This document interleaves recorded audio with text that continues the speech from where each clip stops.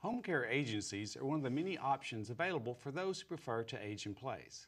However, knowing what type of agencies exist and what questions to ask is very important. Here to share some tips on choosing a home care agency is Lou Donaldson with TLC Caregivers. Lou, thanks for being here. Thank you for having me. Well, I know TLC's been around for a long time. Just give us a little brief overview before we get into your tips that you're going to share with us. Well, since 1989, TLC Caregivers has been providing in-home care to people in the environment of their choice, from birth through geriatrics. We are locally owned and started right here with someone's great idea in Pensacola. Okay, well, great. Well, when we talk about home care agencies, you hear the term home health agencies. There's lots of different types, and talk about different types and the different licensing. I think people really need to know that they need to be dealing, obviously, with a licensed provider. Talk a little bit about that. I'd be glad to. Actually, this is one of my favorite subjects. You have two choices right off the bat: traditional home health, which is medical service, or in-home care, which is non-medical assistance with activities of daily living. Both are licensed through the Agency for Healthcare Administration, and the amazing thing about the internet is you can go to the Agency for Healthcare Administration's Florida website at myflorida.com, and you can look at the kinds of agencies and services out there. It's like a menu plan. You can say, these are the services that I need. It tells you how each agency should be licensed and the services that they're able to provide.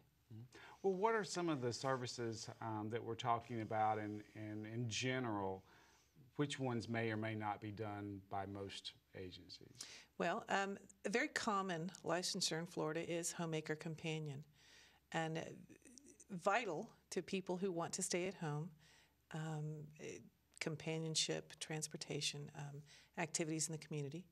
Homemaker, of course, to provide a safe environment, clean environment. But someone who provides homemaker companion cannot provide personal care. When someone's searching for services, those are the questions that you ask. You look at the website, at the services that are available, and you ask that provider specifically, are you licensed to provide personal care or homemaker companion, or whichever service that's necessary. Okay, and you mentioned ACA does the licensing.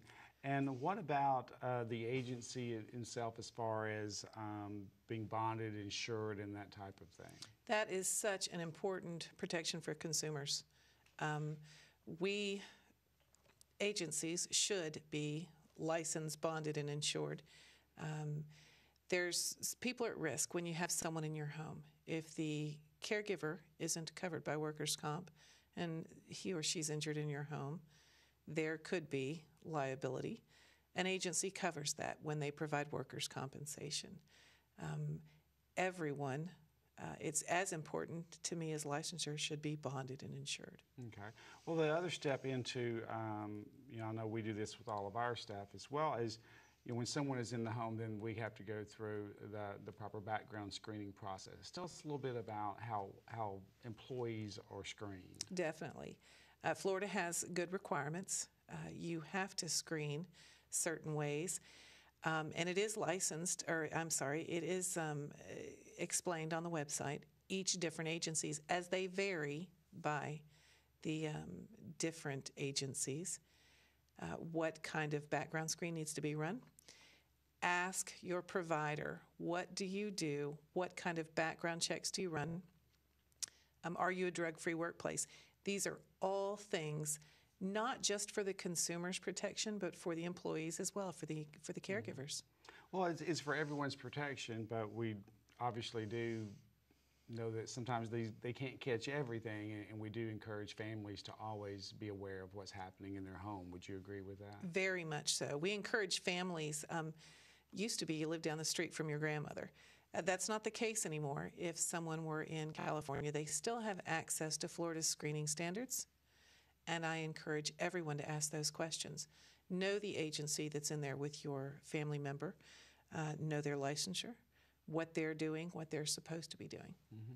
So what is the process? Let's say, for example, I was considering getting services for a family member. Besides what you've mentioned, what would we need to sit down and talk about as far as our communication going forward? Would I be getting weekly feedback, daily feedback? Who would I reach out to if I had a comment? Would it be the worker, or would it be the agency owner or manager? How does that family and the agency itself communicate?